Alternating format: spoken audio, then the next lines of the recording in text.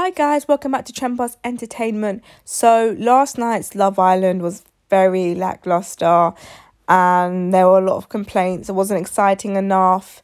A lot of people weren't really impressed with how it was all done.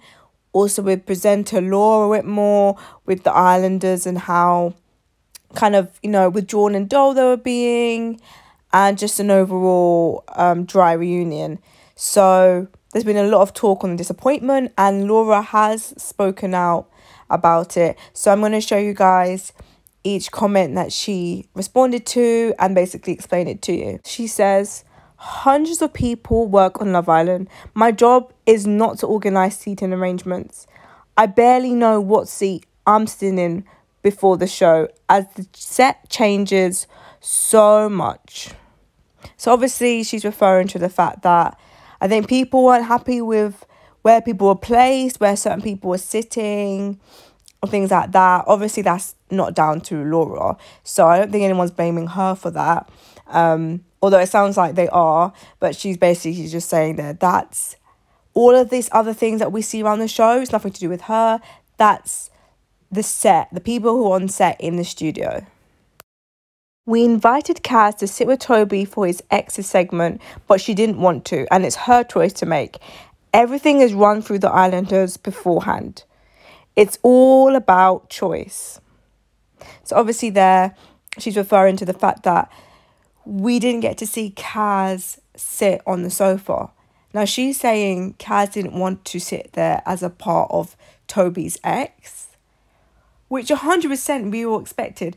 Her journey was so much more than the first week being with Toby and being ditched by him. Like, so much more. Like, no one barely remembers that.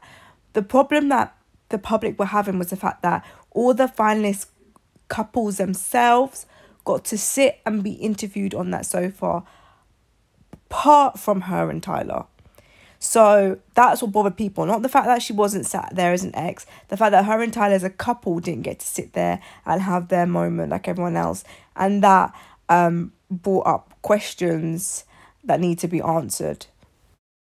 "I only answer questions that are pre-approved by the compliance division. A lot of meetings happen before I see the script. And then I can add my voice." Obviously, she's referring to the fact that I think people have complained about the type of questions, that she didn't question enough, that she didn't dig enough with the questions. And I think what she has is scripted not by her, and she can only follow on from that. So, for example, when there's times when we're like, oh, why didn't she push on this?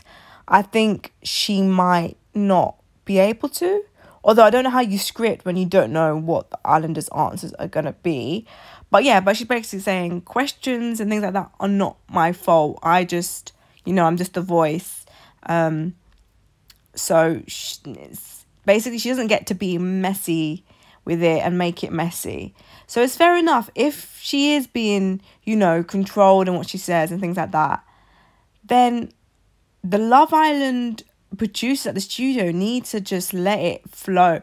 They keep scripting everything about Love Island and it's ruining just how organic it once was, and they need to just let things go, not have a whole team deciding what questions to happen. Just let a presenter go in, take control, answer whatever questions they want at this point.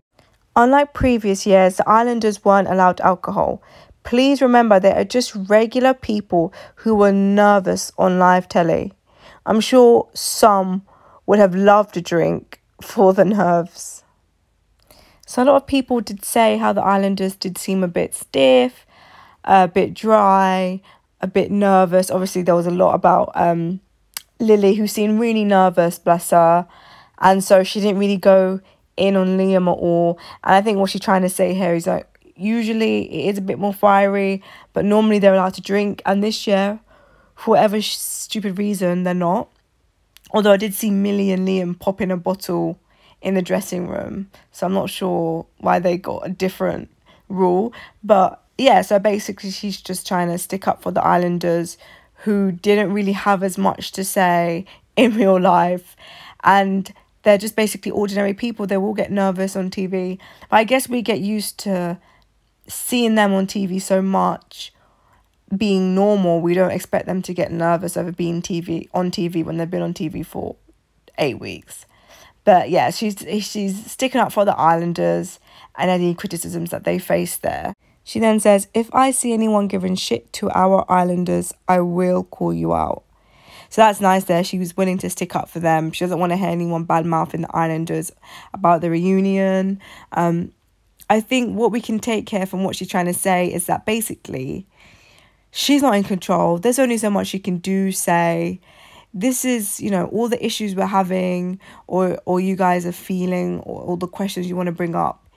It's to do with the Love Island team and production and not her. She's just paid to do a job.